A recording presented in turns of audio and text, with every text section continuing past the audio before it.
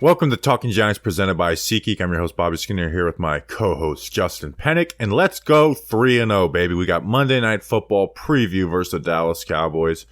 And it's a whiteout. Justin, I'm very excited for this game. I think it's a good matchup for the Giants. It's a good test for the offense to, it's a tough matchup for the offense to bounce back against. But we're all in on Wink Martindale and ruining Cooper Rush's life. Let's go 3-0, Bobby Skinner. Excited for Monday Night Football. Welcome, everybody. Welcome to the Undefeated Talking Giants show. Some announcements first.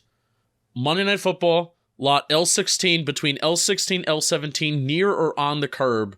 We are going to have our tailgate catered by the Candlewick Diner. Bring your own alcohol, but we will have some soft drinks and stuff like that too. Obviously, food will be provided. But bring your own alcohol. Candlewick Diner, they're going to be catering that. It's going to be a good time. And then Julian, our intern, is also flying up from Florida, and we're going to have a tailgate vlog. So show up, be loud, be a little obnoxious. We'll probably do some Giants trivia stuff. I'll have some shirts with me, and I'll probably give some stuff away if you're part of the vlog. So come and hang out and be part of the crew. Catered vlog, ton of fun. Bobby Skinner, let's have a Dallas preview. This Dallas defense is tough. We're going to talk about Micah Parsons a lot. And, that's where it starts with the Dallas defense. He is kind of what makes this Dallas defense go. And they've changed their defense quite a bit, and we'll talk about it. But Micah Parsons through 2 games is first in the NFL in sacks with 4, first in the NFL in tackles for losses with 4, first in the NFL in QB hits with 7, and third in pressures. And I don't even, he has the most sacks and QB hits. So it's pressures, what does that even mean?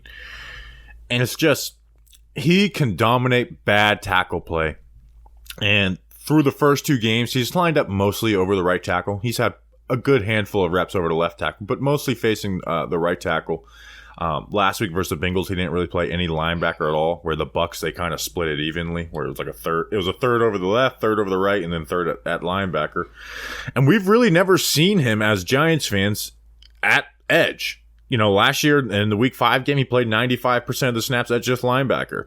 The Week 14 matchup, he played 80% of the snaps at regular linebacker. So we've never really seen that, but I do expect that this week we're going to see him primarily on the edge, and I think they're going to try and get him versus Evan Neal. Yeah, excited to see Evan Neal go up to the task and see if he can rise above to the occasion, but also Micah Parsons is just, arguably, one of the best defensive player in the NFL last year. If your name's not Aaron Donald, and then this year he's off to that defensive player of the year pace already. So I wouldn't be surprised though if, my hope is that they do put him in the interior a little bit, saying, we can maybe, Micah Parsons can beat Mark Lewinsky. He can beat John Feliciano. He can beat, whoever's at left guard, Ben Bredesen and Josh Azudu, if the Giants want to continue a little bit of a rotation. So that's my hope, is that they kind of limit him on the interior a little bit, but I don't think that's going to happen. I think that it is just going to be going up against Evan Neal. And he's moving at a different speed right now, Bobby. You just did a film breakdown for JM Football. Go check that out. It just looks like he's moving at a different speed, and he's just so much stronger than everybody else right now. It's crazy. And really, it's just his footwork and his speed are unreal. And he's a pass rusher who lives off of the outside in moves. More so, TJ Watt is a guy who likes to work lateral, but he bends the edge and plays the run probably a little better. Micah Parsons lives off the outside in, but it starts with his get off. He has amazing get off, but then his footwork to get inside is better than I've seen really anybody in the league. I don't think he's better than Myles Garrett at this point in his NFL career. We'll talk about him in the run game and stuff. But nobody can get lateral at that edge position better than Micah Parsons right now. And I am very worried about him versus Evan Neal. You put him against Andrew Thomas, I don't think it'll be Andrew Thomas will just totally shut him down, but I'm not worried about that, because I know Andrew Thomas is hey, you know what you got with this guy. Focus on protecting that inside. Just be quick and ready to protect that inside, and I trust Andrew Thomas in that battle. But with Evan Neal, he's had a little trouble getting to his landmarks, which means to him being a little top heavy or letting his feet get too close together, and Micah Parsons will eat that up. So if I'm the Giants, if I'm hoping he faces Andrew Thomas, but if he's lined up over the right tackle, I really think you got to give help Like for the most part, you got to give help. You got to put Daniel Bellinger over there. I know they like to get Saquon Barkley, have him a big part of the receiving game, and I kind of agree with that. But you just got to give Chip and help and stuff, because Micah Parsons isn't someone who, once you're connected with the guy, like once he's connected with an offensive lineman, he's not deadly. And that's why I think a guy like Myles Garrett is like clearly better than Micah Parsons. But it's that initial get off and working, whether it's bending, getting around the corner, going outside in, working a spin move. It's all in that, and it's all in those first 2 to 4 steps with Micah Parsons. So I think if you chip and give him help, you're not going to totally shut him out of the game, but I really think it helps. And you have a tight end in Daniel Bellinger who's really not part of the receiving game. So why not give some help over there? My worry is Daniel Jones, too. It's not just the offensive line, but Daniel Jones has been running into sacks this year. And this is definitely 100% the best defense that we have faced so far this year. DVOA, Football Outsiders, has the Cowboys defense 6th in the NFL through the first 2 weeks, despite having the worst offense in the National Football League, too. Daniel Jones has taken 8 sacks. Giants offensive line, Daniel Jones has been sacked 8 times this year. A pressure rate of 36.6% and a total of 26 pressures through 2 games. So that's not great. And we've talked all about how Daniel Jones needs to get rid of the ball maybe a little bit quicker, because there are guys that are open down the field for 15, 20-plus yard plays. We've talked about how he's missed guys down the field. Is it a confidence issue? Is it a comfortability issue? Sterling Shepard and some other receivers have talked about being in the wrong spots. Doesn't kind of matter what the reason is. Giants are missing big plays that are going down the field, and they are taking too many negative plays, especially in the first half of games, which just results in them not scoring in the first half. And that can't happen against Dallas this week. Yeah, I think the run game will be a big part of that. I want to talk about just the Dallas defense's identity in general. Now, they played Tom Brady and Joe Burrow in the first 2 weeks, so this could change. They could go back, but they are a different defense than what they were last year. Where last year they were your Seattle Seahawks cover 3 single high safety defense. Stack the box. That's what they were. This year, they have been running out of 2 high and running a lot of cover 2 and Tampa 2. Their linebackers are playing at more depth to get in, and they're a totally different defense, and they've been, one of the best defenses, a top 10 defense in the NFL the first 2 weeks. And they're not living off of turnovers like last year. Like last year, they were a team that lived off turnovers. They only have 1 in the first 2 games. And so they're not living off those turnovers, and they adapted to some of the league trends of playing too high and playing a little bend, don't break. But, and trusting, and part of that, like the Tampa 2 defense is the best defense in the NFL if you can get there with 4. And the Cowboys have been able to do. Has gotten there, you know? Yeah, basically Micah Parsons on his own. Like they've had other, Armstrong has done all right for them, but Micah Parsons has been the straw that stirs that drink. You run Tampa 2 in a 4-man rush, and you can get to the quarterback. Well, you're it's one of the best defenses to run in the NFL, and that's what they have done. They've only blitzed at 18%, 23rd most in the NFL. So they've changed their defense. Now that being said, like I said, they're playing Tom Brady and Joe Burrow. That could change this week. They could be like, all right, we're playing Saquon Barkley, who's had leading the league in rushing through the first 2 weeks. Let's get back to that single high, stack the box type of stuff. But I don't know. They basically did all Tampa, Cincinnati, so I'm not expecting major changes. Maybe a little bit. Yeah. So this is where the Giants' offense has to kind of react to, and what do they want their game plan to be? We remember week 1 that 10 out of 18 of Saquon Barkley's rushing attempts came out of the shotgun. I didn't chart it week 2, but the Panthers were just stacking the box a whole lot more. And Saquon Barkley, had a gritty second half, but they had the Giants' rushing offense had 0 rushing yards through the first half last week. So how will the Giants' offense kind of approach the rushing game this week? Will the Cowboys give them favorable run fronts if the Giants are running a little bit more out of the shotgun, which I think Saquon Barkley is a little bit more efficient in his NFL career running out of the shotgun than under center, when you have less guys in the box. So are the Giants going to be doing that? A little bit more under center. If the Cowboys are going to be stacking the box, you want to put more blockers in the box to kind of counteract that. And can the pass game be efficient? I am of the belief that the pass game sets up the run, where if the Giants can kind of throw the ball down the field, it's going to take guys out of the box, and then therefore the running game will open up after that. But if the passing game is not efficient and they can't throw the ball down the field, or even just they can't even throw it near the sticks, that it's just going to be a rough day offensively regardless. Yeah, and they haven't played with stacked boxes a ton. Again, they're playing two different teams than the New York Giants.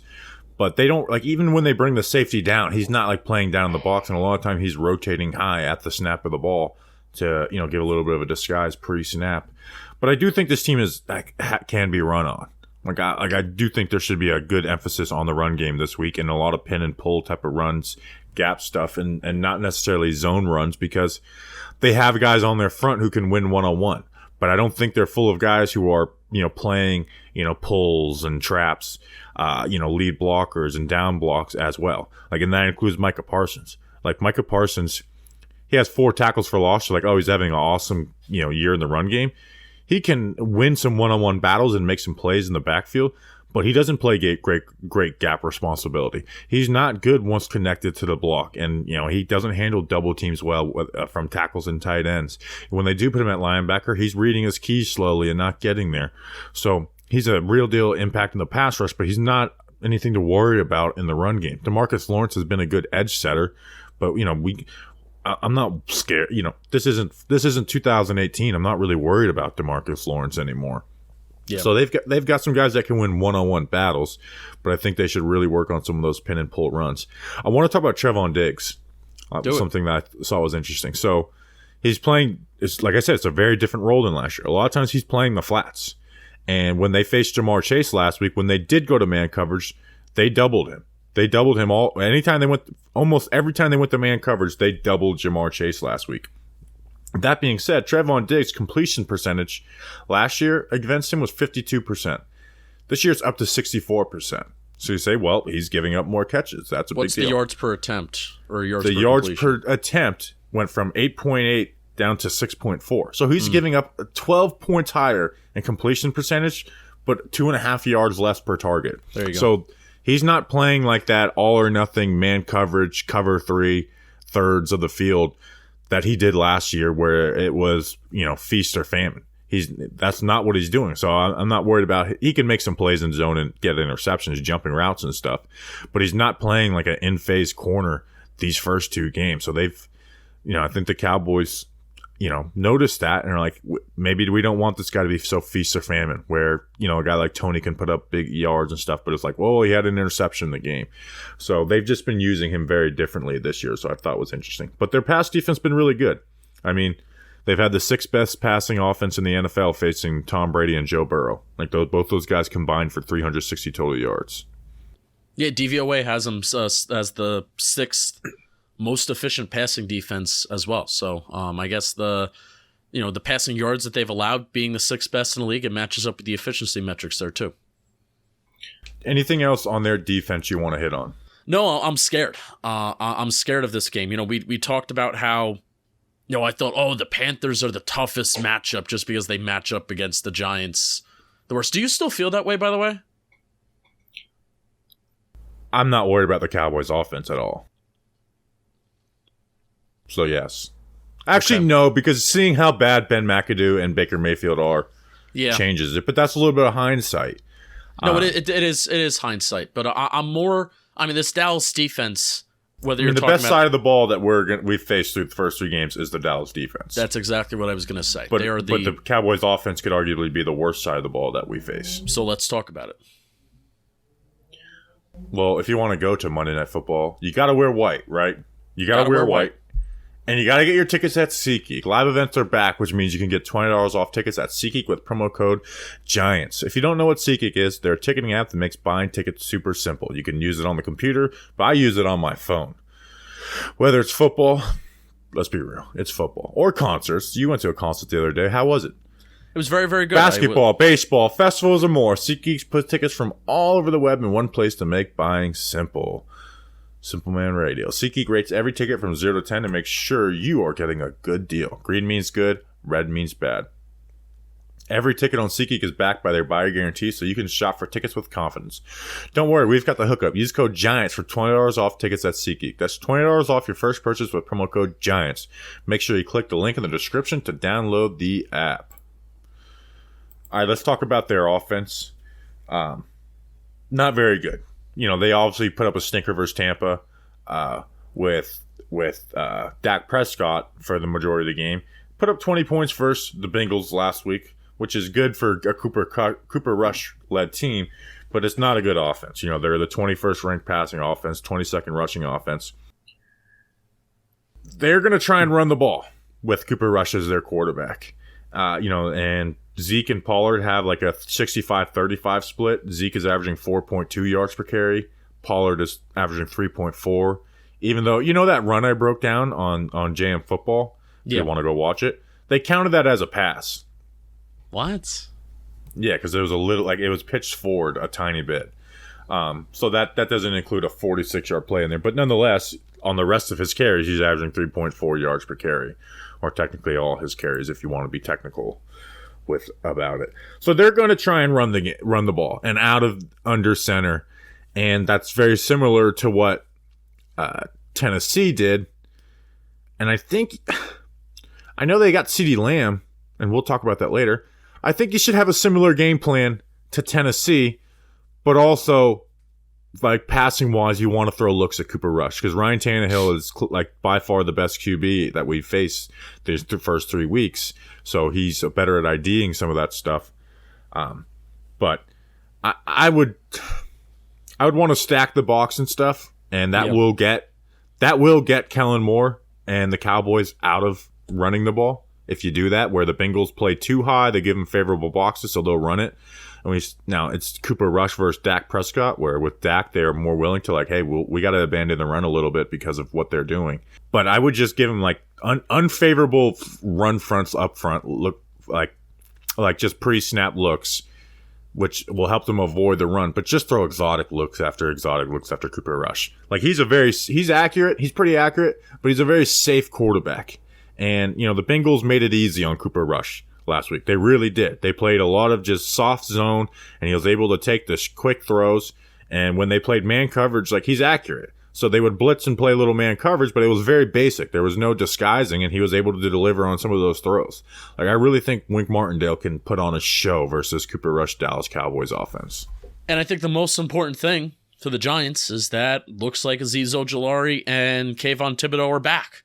So I think that opens up a whole other can of worms in a good way for what Wink Martindale can do with this Giants defense. And hopefully when you actually bring a freaking blitz, if somebody is required to beat their guy off the edge or win a one-on-one battle, that Kayvon and Azeez can do so, because nobody has been able to do so unless they're an untouched, unblocked rusher, or, Leonard Williams sets up an O'Shane Ximines sack.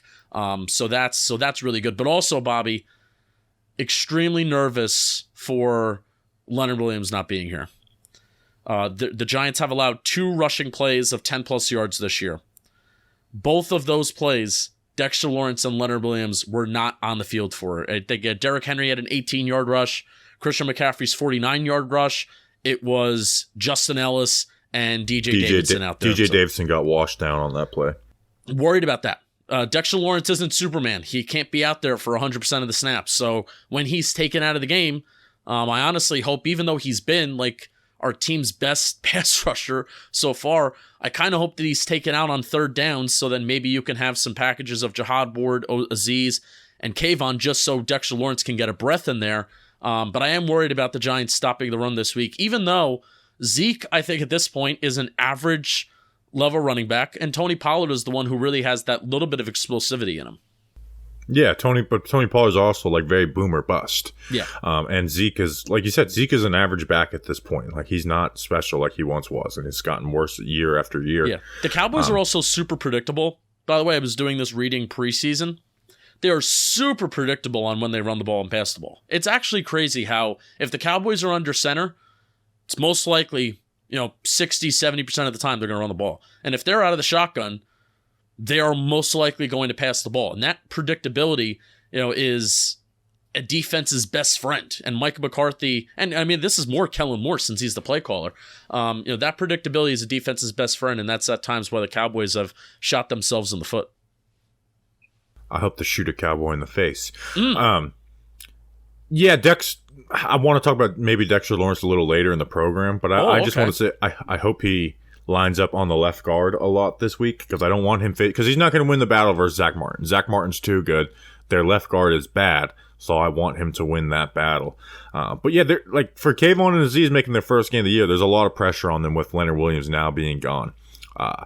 You know, I don't think they're going to play like 80-90% of the snaps. I do still think to be a rotation, but I expect those two guys to be on the field at the same time as Jihad Ward. Like we'll see Jihad Ward on the inside a little more. I think he's not as great run defending when he's on the inside, but he can still hold his own in there. And his best run defending is on the edge. You mentioned how like they're very predictable. They do get their chunk plays out of under the center play action at least with Cooper Rush. You know, that's where they've gotten some of their over-the-middle plays. They had a touchdown to Noah Brown on basically the same touchdown that DJ Moore got. Like, it was the exact same play where they got that touchdown on him. So, let me ask you this. Is Fabian Moreau or Cordell Flott starting at outside corner? Cordell Flott. I'm going to say Fabian Moreau. I'm sticking to my guns. Oh. They realized their mistake in game last week. They're going to realize it before the game this week. But was it a mistake? It was one play and Cordell Flott fell down. Was it a mistake? He may have given up the most passing yards on the defense that game. What, one catch of 16 yards? He gave up more than one catch. He gave like 3 catches. He was targeted 3 times. He didn't give up 3 catches. Cordell Flott stats. I've been liking PFF's way of tracking. Come on, give me this college crap. Receptions and targets. Pro Football Reference didn't even count that Cordell Flott allowed a touchdown. He definitely allowed a touchdown. All right, hold on. Guys, don't. What are you looking at? Anyways, I'm right. Give Fabian Moreau the start on that. Now their wide receivers, I was very shocked to see. CeeDee Lamb has 22 targets. Okay, that's 11 targets per game. He's their best wide receiver. They lose Amari. Gallup will be back in this game, probably in a limited role, but they didn't have Gallup the first 2 weeks. He has a 40% catch rate. And part of that is Cooper Rush has a hard time throwing down the field and outside the numbers.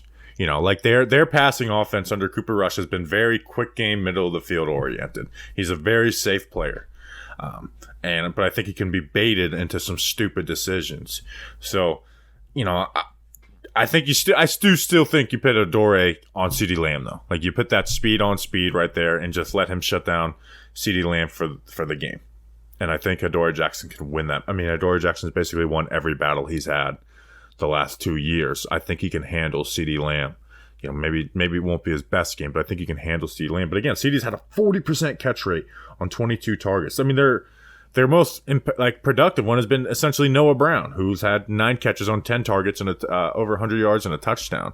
You know, a more bigger bodied wide receiver, which kind of fits they put Adore on the speed and Robbie Anderson, and you know the bigger guy and DJ Moore. They put Flott and Fabian Moreau. So now it's even. This fast guy is the better player, so I would expect him to do that. Yeah, and this is from a Cowboys reporter from Dallas Morning News. I mean, he talks about throwing in the middle of the field. You know, a QB's best friend for kind of in the intermediate part of the middle of the field is a tight end, right? Dalton Schultz has a PCL sprain. He's on an incline leading up to Sunday. Mike McCarthy said if he gets through Sunday clean, then he'll have a chance for Schultz to play Monday night at the Giants. I don't think he is going to play. He's arguably their second best player on the offense is Dalton Schultz. Yeah, so then you have Jake Ferguson. Zach Martin. And then you have Jake Ferguson as the backup tight end, and then you have Peyton Hendershot as the other backup tight end. So that changes. Our guy, Jake Ferguson. I think that changes quite a lot. Like if you're game planning, if you're Wink Martindale game planning, you know, how you use Xavier McKinney and how you use these safeties, right? If Dalton Schultz is playing, maybe that requires Xavier McKinney, Julian Love to change their roles a little bit. But then if Dalton Schultz is not playing, I think you can maybe kind of trust your linebackers to cover these tight ends. And then you have Xavier McKinney on a similar role that he did last week where you're just kind of taking care of these running backs. Or you can ask Julian Love and Tony Jefferson to cover the tight end and not have you let McKinney play more freely from the deep safety spot. Okay, yeah. You know, where last week it was like very constricted role, like shut down this guy, but allow Xavier McKinney to make some plays. And I'm interested to see how Wink, and that's the thing with Wink Martindale is like his game plan changes week to week. So I'm excited to see what he throws at Cooper Rush. Like I think he's going to have a great game plan for Cooper Rush this week. So anything else on their offense? We don't have an interview this week, but anything else on their offense before we go to segments with Danny King? I think Tyler Smith has been better than what a lot of Dallas fans even thought. I'm not sure if you're too surprised to see that he's off to a solid start, but I'm not expecting like if Azeez or Kayvon are on that side. I hope that they have reps that they win, and I really do expect Azeez and Kayvon, if they are 100% healthy and ready to go, I expect them to have, some wow plays this week. That would be really cool, but I'm not expecting them to own Tyler Smith. No, but they should be winning reps versus Tyler Smith. Like Tyler Smith has been all right these first 2 weeks. He hasn't been horrid, but he hasn't been good. So Kayvon and Azeez should absolutely have wins versus Tyler Smith. If we had O'Shane and Jihad, then I'd be like, Tyler Smith is Cowboys fans are gonna be excited about him after this game. But Kayvon and Azeez should absolutely have like some wins against him and some like highlight wins versus Tyler Smith. Right on. We can't have Nicholas Petit-Frere, being the only rookie tackle without a sack or pressure like we were week 1. But I'm putting high expectations on Azeez Ojulari and Kayvon. I'm not putting them on him yet. I'm just kind of like, all right, what do we got in you for rookie year, Kayvon? So what do we got? Got to step up. Leonard Williams is not here. Dexter Lawrence isn't Superman. Can't play 100% of the snaps. So what do we got? Who's going to step up? Who's going to make a play? Bobby, can I talk to you about something, and then we'll throw it to Danny King? Talk to me. I want to talk to you about the Candlewick Diner. Already said it at the top of the show. They are catering. They are catering our Monday Night Football whiteout. Thought it was going to be a blackout. Tough. Our Monday Night Football whiteout tailgate, and I want you to be there. I want you to be there with us and hang out. But if you can't be there, but you find that you are near MetLife Stadium, check out the Candlewick Diner. They're celebrating their 53rd year in East Rutherford this October. They're located a mile up the road from MetLife Stadium. It's a perfect spot for pregame breakfast or postgame dinner and drinks. They have a full-service bar, in-house bakery, and free delivery, extensive menu from breakfast to burgers to steaks to pasta. And it's a spot that's frequently visited by Giants players. Can confirm that. Check out the Candlewick Diner in East Rutherford, New Jersey for all your diner favorites. Thank you to Candlewick Diner for being so awesome to us. Thank you to Manny for being so nice to us. And we'll see the Candlewick Diner on Monday, and we'll see you there Monday at our tailgate. All right, we now welcome on to the program our local weatherman, Danny Boy King. Danny, what's the weather looking like for Monday night whiteout in the MetLife? Gotta have good weather for when you're actually trying to do a theme for a football game. I hope everyone follows it, but it's gonna be great weather. It's gonna be partly cloudy, temperatures in the 60s. It's gonna be windy though, apparently, and so it's gonna be a windy night at MetLife, which will probably make it maybe feel a little cooler because the humidity is gonna be basically non-existent. Actually, that's a complete lie. It's not gonna be apparently 93%, so it's gonna be nice and warm with a breeze. So it's very not different. that bad. Because it's 63 degrees and humidity is 93, so it's like very weird, but that you can't complain. You just said there was going to be zero humidity, and then you just went up to 93%. I lied, because then I looked down, because that was precipitation, and now the humidity is 93%. Oh, okay. And that's just basically going to stay 60 throughout the whole game, but it's just going to be windy. So I don't know how y'all feel about it being windy in that parking lot, but you got not great because we're having a tailgate, and plates and shit's going to be flying around. Yes. But Cooper Rush has a weak arm, so I kind of like it. That is also true. So Cooper Rush got to throw against the wind. We all know that won't end well for that poor man. It won't. It just won't. All right, that's the weather. Hopefully, you're 2 for 2 on weather so far, I think. 2 for 2. Do we have any trivia for this week? We do, because it's going to be a fun night. It will hopefully be a fun night at the stadium. Hopefully the Giants don't do Leonard Marshall dirty like they did Eli Manning last year when they do their Ring of Honor, along with the other guys, but everyone's hyped for Leonard Marshall. So I got a Leonard Marshall trivia stat here because it's going to show respect to a legend. So Leonard Marshall was a Giant from 1983 to 1992. Totaling 149 games. How many sacks did he accumulate as a Giant, and where does he rank all time? Bobby, I want you to answer first, since Justin is like the history nut. I would prefer you to answer first. Leonard Marshall had some high sack seasons. I'm going to say 79 sacks. Mm-hmm. So he's behind LT, Strahan on... I'm going to say he's 5th on the sack list. Justin. I think 62.5. Mm-hmm. That's like the first number that came to my head. I know he has more than Tuck. So I'm going to go LT, Michael Strahan. I don't know if there's... let's just say there's like an old Giant that has more than that. So I'm going to go 4th. Bobby, you were basically correct on the sack total. You just had to add a half. Wow. He had 79 and a half? Yeah. Dude, I am balling in 79.5. trivia this year. And then, Justin, you were one rank off of all time. He was 3rd all time. 3rd. Okay, so Oh, I wow. unnecessarily made like an old Giant better Yeah. than Yeah. That is so insane. We got to clip that. We got to clip trivia for tomorrow. I have a trivia question for you guys. Oh, boy. What Oh, no. 2020 New York Giant, who was cut in training camp, is currently a starter for the Dallas Cowboys? Danny, if you don't know this, I'm going to be pissed. All right, so was it Colt McCoy? Who's on our roster in 2020? Are you looking at the answer, Justin? No. No, I'm playing with my wire. I'm trying to think who's on the Giants All roster right, in 2020. There's Daniel Like Jones. Dallas Cowboys starter. 5, No, that was Colt. 4, I'm playing with my 3. wire. 2, 1. It's not Colt. Who is it? Cooper Rush. Cooper Rush. Come He on, was Danny. a Giant? Yes, Yeah, was. he came over. He was the 4th string QB under Jason Garrett. They ended up cutting him, and then he went and re-signed with the Cowboys. It was Jones, Colt McCoy,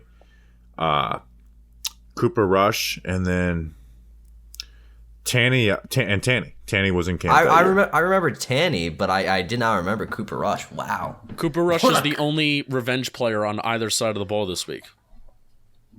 That is true. That is true. It could have been a... No Jalen maybe Smith. Odell could have been a cutaway. No Jalen Smith. Oh, that's true. He's Forgot a that we first signed round. him. I was so when the first thing that I thought when Jalen Smith was signed was like, okay, I got a revenge game tweet for on Friday. Revenge game tweet. And he's got 54 back. Yeah, time for our fantasy draft where we do 4 rounds picking players from the Giants and the team they are playing, highlights matchups. Justin will be picking first this week, and he had the highest total in week 2. He has 35.3 total points. He's still 37 points off the lead. Danny's picking second. He had 19.1 points at a total of 65.9. He is 6.9 points off the lead. Nice. And I'm first place, picking third with 72.8 points off a 22-point outing last week. So, Justin, you have the first pick. This is a weird one because, you know, the Cowboys like to run the ball, but it's 2 running backs. Do you go Saquon? I think this is the first week where the first 2 picks are going to be a little controversial. Who's number 1? Yeah, this is the week where I wish that I didn't have the first pick because I actually feel like there's a decent amount of depth in this draft. You know, we're figuring more out of who the Giants are going to throw the ball to. Dallas has a few people that they like to throw the ball to. But, I mean, Saquon Barkley is going to be the one who's going to get the most volume. And, I mean, at the end of the day, if a guy can score a touchdown, I think that automatically makes your fantasy week a success. So I think Saquon Barkley is like the likely one if the Giants wind up at like the 1-yard line that he's going to punch it in. So Saquon Barkley, number 1 pick for me. Yeah, that's definitely the easy number 1. Number 2, Yeah. I think there's 3 options, and you could even say more. But, Danny, who is pick number 2? I don't trust Elliott enough, if I'm being honest with you. I would go Pollard, but I am not. I am going to take the guy that I believe Daniel Jones will still trust enough, and I think that's Oh my Sterling God. Shepard. Yep. You're I'm going taking Sterling Shepard second? Yes. I think Sterling Shepard has a touchdown on Monday night. All right. Shepard was 1, 2, 3, 4, 5, 7th on my big board, and you just took him second. I trust my opinion that Sterling Shepard will have a touchdown So this on Monday now night. this makes pick 3 and 4 for me really difficult because I had 2, 3, 4 on my big board with Zeke, Pollard, and Lamb. So I was just going to take the other 2. Like I was very fine just taking both the Cowboys running backs with my first 2 picks.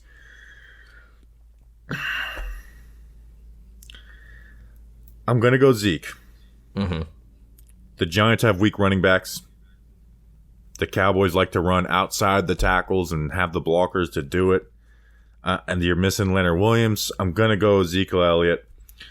And even though he's not third on my big board, I'm taking him CeeDee Lamb.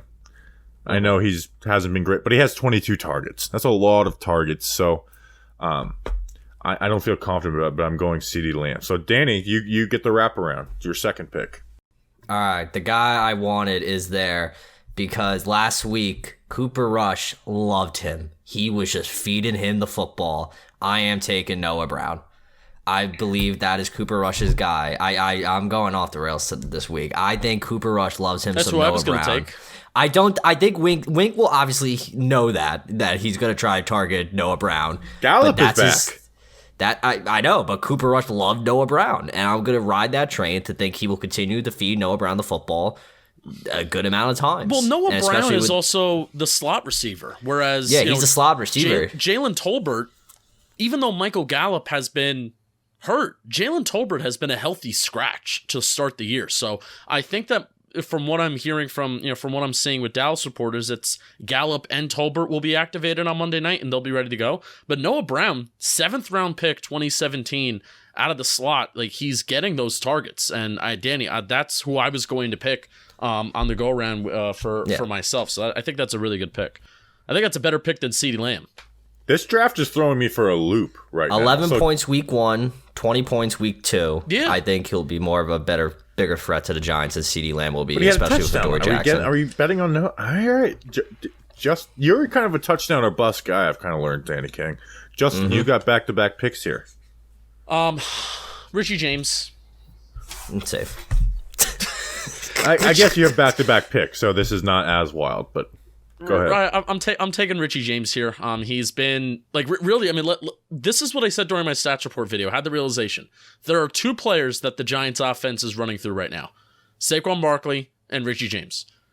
Richie James being thrown the ball on 3rd down, and I don't think that's a wrong assessment. If Sterling Shepard had a little bit more productivity the second week, then I would stay him because he had the big 60-yard touchdown week 1. But it's Saquon Barkley and Richie James, and I got them both on my team right now. I hope the Giants actually play Richie James more. He's only had 55% of the snaps. And then we missed the Aaron Judge at bat, but he didn't homer. All right, well, we'll live. It's tragic. Well, for the people I'm glad that he didn't homer. For the people that already for the people that already know what will happen, they're really gonna be upset. And then I have 2 guys here that are right in front of me. And I'm taking Kadarius Toney. F it. Oh, nah, wow. F it. Whoa. I think the role will continue to be expanded. I agree. I'm ready to be hurt again. I'm ready. But there was another guy on Dallas that was right in front of me, but I'm taking Toney. All right, Danny, your 3rd pick. There was a part of me that wanted to go Galladay, but I can't do that because God knows what the heck his status is. I'm stuck between 2 guys. I'm stuck between Jake Ferguson because Dalton Schultz will not be playing because of the PCL sprain. There's one slam dunk pick here. Or it's Gallup, and I'm probably really. I mean, say it. Shut up, Justin. Yeah, say I'm your realistically going Gallup. I'm not. I don't care who it is. I'm going Gallup. Danny King. This strategy has worked for me for the past year. All right, let's ride the wave of craziness. Oh yeah, I guess. This guy was 3rd on my big board. I was debating taking him with my second pick. It's Pollard. Yeah, you're taking Pollard, I'm guessing. With my 9th pick, I'm taking number 3 on my big board. Right now, I'm Jerry Jones holding up the draft sheet, being like, look. Like, you guys don't believe me. Like, look at the big board. Screenshot this and try and analyze it. I'm taking Tony Pollard. Okay. Obviously. Mm-hmm. So, pick, but okay. So is Dalton Schultz really not going to play? I think it's more likely that he doesn't play. Yeah. And Cooper Rush didn't really hit him anyways. You know what? There's no way they can bench this guy 2 weeks in a row. Yeah. And for the 3rd week in a row, this guy's going to be on my team. I'm going Kenny Golladay. What did you guys think about the Kenny Golladay quotes this week? Danny. He has every reason to be mad. I know in my tweet I was more just like kind of over Kenny Golladay, but I thought his quotes were perfectly fine because why shouldn't a player want to play? I thought his quotes were all reasonable. The one that I was actually a little like, what? Was it wasn't caught on video, and it was actually less talked about because it was tweeted like 30 minutes after like the scrum, where he said like, we're not friends. Like these are, these coaches are my coworkers. We're not friends, which I get that, but it's like that was probably the quote that was little. But like we said on the mailbag pod, Justin, like I don't have any issue with them benching Kenny Golladay week 2. I really didn't. But you also can't just keep Kenny Golladay on the bench for the rest of the season and act like it's not going to be a huge issue. So no, especially now that reporters are back in the locker room. I mean, it wasn't even 1 week that went by. It was just a couple days that went by before you had some sort of comments that definitely are blown out of proportion when they're just tweeted out versus when the SNY video comes out. But that's also part of it. I mean, this is part of it where stuff is going to be blown out of proportion when you don't have context and when you don't have a full video with it. So yeah, I didn't have a problem with it, but I have more of a problem with Kenny Golladay just not doing anything versus how he feels about not playing. So that's the thing that I have the biggest problem with. All right, Danny, what's your last pick? Yeah, now I'm just looking for like the backup that's just randomly going to make a splash this week. That's just randomly going to get a touchdown. And I took Breida last week. That was a horrible idea. Daniel Bellinger did get his first touchdown last week. Do I ride the Daniel Bellinger trade one more time? I don't know. It's crazy that the Giants starting tight ends will be on the board in the last round every single week. Most likely. Where even through all the issues of Evan Ingram, it was like he was always like a second, third round pick in our drafts. Every once in a while, a first rounder. I think you did take the Cowboys tight end, right, Bobby? Dalton Schultz? No. Not Dalton, the other guy. Jake Ferguson? No, he's on the board. I don't think Schultz is playing, so I'm going to take Jake Ferguson. He has no targets. But Dalton Schultz isn't playing. Fair. All right, Justin, finish it off. I have 1 pick or 2 picks? One. Robinson's not playing. I think there's an underrated pick that you can get at this spot. Good value at this spot. What team? Not giving you any hints. Not giving There's value me on any every hints. team. I mean, one of the Giants' tight ends is just yelling at me right now. Do it. Tanner Hudson. That was it. He was 11th on my big board. Tanner Hudson. He's their best receiving tight end. So yeah. All right. To recap, recap, the whiteout canceled. Oh, sorry. I'm not saying. Ahead. Is the whiteout canceled since Chris Myrick hasn't tweeted it? No, but someone did make a fake Chris Myrick account and was like, "You better wear white, or I'm going to beat your ass," which I thought was pretty funny. But come on, Chris Myrick, reply to the damn tweet. He follows us on Instagram. Tweet. He probably doesn't check his Twitter. All right, to recap, Justin has Saquon Barkley, Richie James, Kadarius Toney, and Tanny Hudson, the only Giants team. Danny has Sterling to talk shit, all that shit about the Giants offense in the first segment, and then he picks a whole Giants team. Well, that's why I'm bad at fantasy. Danny takes Sterling Shepard, Noah Brown, Michael Gallup, and Jake Ferguson. And I take Ezekiel Elliott, CeeDee Lamb, Tony Pollard, and Kenny Golladay. By the way, the highest ever scoring output was Week 5 by me in fantasy football last year. I had Kadarius Toney, he broke out. I had Ezekiel Elliott, Tony Pollard, and I think CeeDee Lamb. And then like every single one of those guys like put up numbers. And I think I put up like 85 points that week, which is 13 more points than I have through 2 weeks, and I'm the leader. All right. It's time for Giant Factors, where we pick our X Factors. Justin, you are first up this week.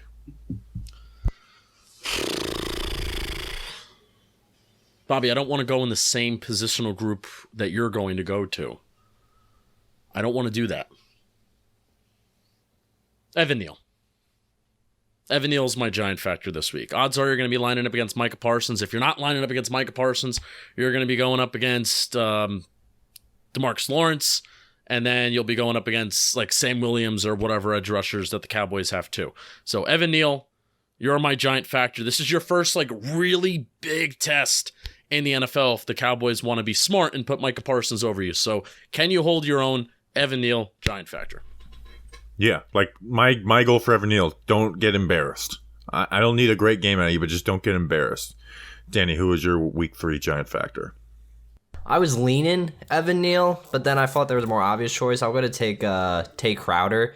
this week. Tate Crowder's been bad, especially in coverage. He's given up. I have the stats here as I turn my phone off, but I believe he was 4 for 4 in the first game again. No, 4 for 5 for 76 yards, had a tutty allowed in week 1. Second week, 4 for 4, 30 yards.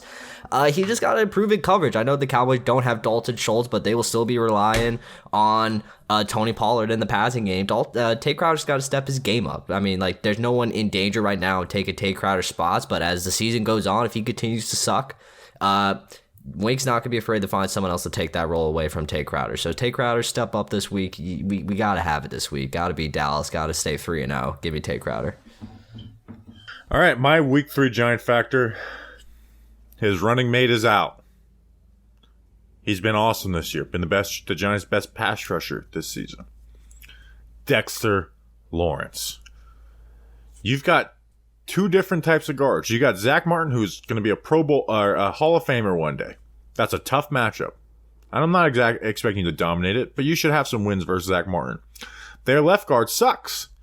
You need to dominate that player down after down after down.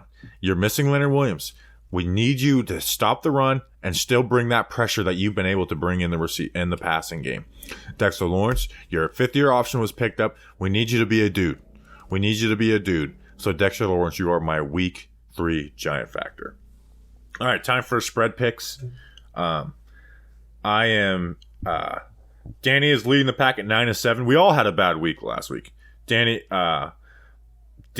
and Justin went 3-5 last week. Danny's 9-7 total. I'm 8-8 after going 2-6. The listeners are 7-9 after going 2-6, and Justin is 6-10 after going 3-5 last week. So 8 games, but Danny first, who is bringing the spread picks to us.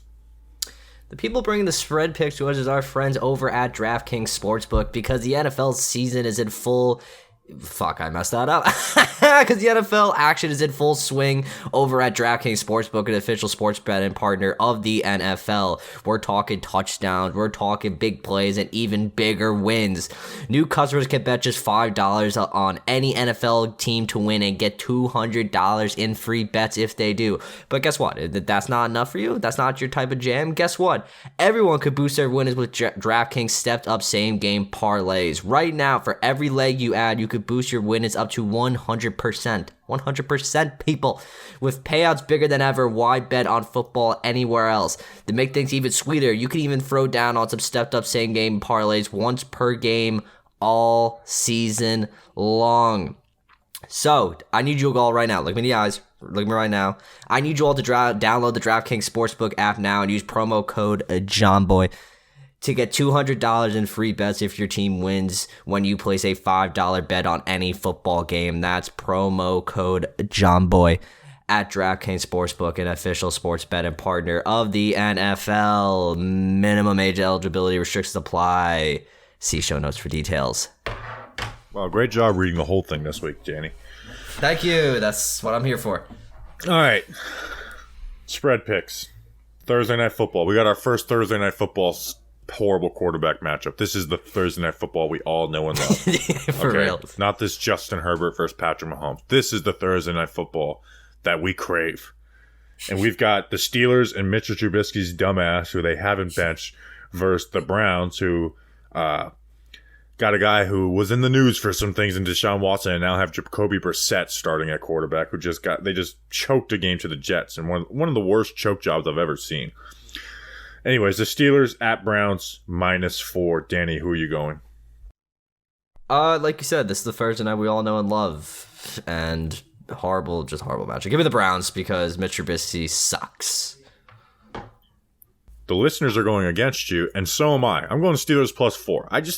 I like the talent on the Steelers team. I like the coaching staff, and I don't know. Mitchell Trubisky's made for Thursday Night Football, so I'm taking Trubisky, even though it's so annoying that they won't start Pickett. Just start Pickett. He was a pro-ready quarterback. So stupid. Like, the thing is I love Mike Tomlin, and if there's one coach I trust, it's Mike Tomlin. But it's just like, come on, dude, just start the quarterback. Justin, who are you going? It's kind of a big spread for me. The Steelers won week 1 by 3. They lost week 2 by 3. So I'm going Steelers +4.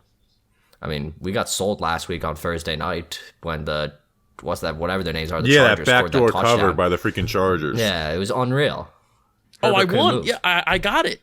Yeah, because Herbert just threw an absolute missile. Yeah, that was So huge stupid. because it looks like I was about to lose, but then I won. Yeah. Could you imagine being the people that actually put a lot of money on games and like that determining like either being extremely pumped up or pissed off? That's horrible. That's why you bet responsibly, people. Ravens at Patriots +3. I'm all in on the Ravens. I'm going Ravens -3. The listeners are too. Justin, I know you're on the Ravens this year. Are you picking the Ravens? Yes. Even though they just choked a game to the Dolphins. Yeah, that was tough because it looked like that was going to be another W for me, but then they blew it. But I'm still Ravens -3. Danny, are you going against the grain? Even though they lost to the Dolphins are a much better team than the Patriots. Give me the Ravens. You know what's funny? I was talking to there's a Patriots fan that works at John Boy Media, and he was listening to a Joe Judge press conference, and he was talking about how, like, almost like the identity of the offense right now is like 50-50 contested, like back shoulder catches. And I found that to be very funny since that's not what we did with the Giants last year. And we signed Kenny Galladay. And we signed Kenny Galladay. Yeah. Joe Judge, offensive coordinator guru, apparently. Someone sent us a rumor about like the Jason Garrett, Joe Judge, me and Justin a DM about that, and it was something that we knew before, but like it still pissed me off again to hear like the Joe Judge, Jason Garrett relationship. All right, Bills at Dolphins +6. I learned my lesson. Never going against the Bills. Bills -6. Listeners are going Bills -6. Danny, you're going Bills -6, right? I love both these teams, but I cannot not circle the wagons. Justin, go against the grain. I am going to go against the grain. Why not? I mean, even though the Bills have like the widest point differential in the NFL by like an insane amount right now, Dolphins were kind of fun. I actually was kind of, so behind the scenes, I spent a lot of time like clipping up Dolphins plays for Bobby to make like a Dolphins video this week, and like Mike McDaniel, Tua, Jalen Waddle, Tyreek Hill, and then Bobby was like, I wasn't that impressed by them. And I thought it was kind of impressive. Oh, Tua made some really nice throws. So let's see a game here. Dolphins +6. Lions at Vikings -6. Where are you going with this, Justin? Vikings are favored by 6? Yeah. Lions +6. I'm agreeing with you. The Lions' run game is so fun to watch. Like they've been on the best. Their version, they ran a wham play, and I was like, "This is the best run blocking I've ever seen in my life. Like this is literally perfect." Someone posted it on Twitter today, and I was like, Leonardo DiCaprio pointing at it, like that run. I'm going Lions as well. The listeners are going Vikings -6. Danny, where are you going? Listeners clearly don't know that the roar is back. Give me the Lions and Dan Campbell. MCDC. Did you see like they had that practice squad guy, Dan Skipper or whatever his name was? He'd never started a game and came in and played well. So everyone like he was like tearing up. And then who was it? Was it Chandler? One player who was like, that guy's like a huge racist. Like he says the N word with the hard R at the end. And I didn't hear anything about it after that. So I'm assuming maybe I don't know. But I was like, oh wow. Raiders at Titans +2.5. 2 0-2 teams. 2 0-2 teams. Would not expect. I guess maybe if you look at the schedule, but you see the Raiders and the Titans, you want to expect them to be 0-2. Where are you going with this one, Danny? The Titans are bad. The Raiders are meh, and they just blew a heartbreaker against Arizona. But I think the Raiders are better than the Titans. Give me the Raiders.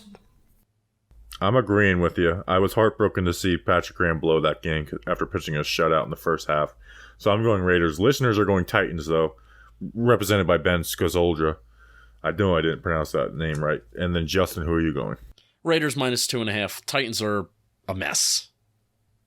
Packers, Bucks, straight up pick 'em. Who are you going with that one, Justin? Bucks. They stopped the run. Danny? Packers still haven't got it yet. They beat the Bears. I don't think that's enough. Give me the Bucks.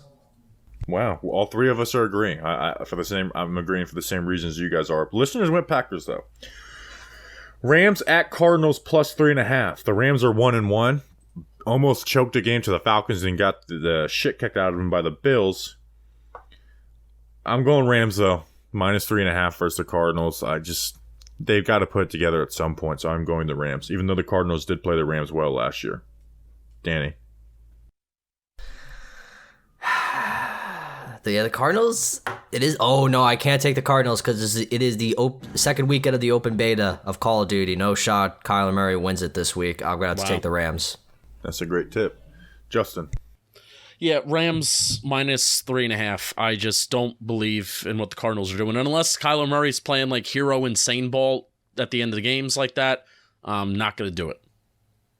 Me and Justin have agreed on 6 of 7 picks so far. Not good. That's not good for you. 49ers at Broncos. Not a lot of great games on the slate this week. 49ers at Broncos plus 1.5. Jimmy G's back. 49ers minus 1.5. 49ers just have a good roster. The Broncos are kind of a mess right now. Justin. Yeah, 49ers minus 1.5. I don't know why the 49ers aren't favored in this game. They are. That's minus 1.5. Oh, sugar and spice. Still going. I read it wrong. Danny. Yeah, the Broncos are bad right now. They're really bad. Nathaniel Hackett looks like doesn't know what he's doing. That's why the Broncos can now just blow out the 49ers this week. That is true. But Jimmy G's back, so I'm gonna have to rock the Niners. Listeners are going Broncos. Listeners went out on a limb this week. I like it. All right, time for Giants-Cowboys Monday Night Football predictions. Danny, what's the score Monday night? I did not expect the Giants to start 1-0. I did not expect them to start 2-0. And now, Monday Night Football, no Dak Prescott. They're trying to have a whiteout at the stadium. There's a lot riding on this game because 3-0 is massive, and then they take the lead in the division most likely. I'm not sure who the Eagles are playing this week. I'm going to have to take the Giants. I think they're going to win this week. It might be another defensive type of battle. They've been in these games all season long. I'm going to take the Giants. I'm going to take them with a score of 17 to a Cowboys 14. Justin, what's your score prediction for the Giants Monday Night Football game? I think the Giants lose 23-17. I am not feeling good about this. The first loss prediction of the year from us. Yep. Sad. This guy doesn't believe in your New York Giants. Ridicule him. But Justin, I hate to say it. Just kidding. The Giants are going to whip Cooper Rush's ass. Can we remember who Cooper Rush is? This guy was our 4th-string quarterback in 2020. We had the 31st ranked offense in the NFL, and this dude was our 4th-string quarterback. Cooper Rush sucks. And Wink Martindale, the pressure, it breaks the pipes. Buy that shirt. It might be taken down off the store by the New York Giants by the time you're listening to this. Pressure breaks pipes, and we are going to break these dumb-ass Dallas Cowboys. To quote the great Brandon Jacobs, I hate these motherfuckers. Let's go Big Blue. Let's beat their ass. Giants 77, Cowboys 0. We're going to win the Daniel Jones first primetime game in his career, Monday Night Football, and the Giants will be 3-0 for the whole world to see. We appreciate you guys. We'll see you Monday night, Tuesday morning after the game, celebrating another victory. Sweet victory. We appreciate you guys. We'll see you then. Until then, let's go Big Blue.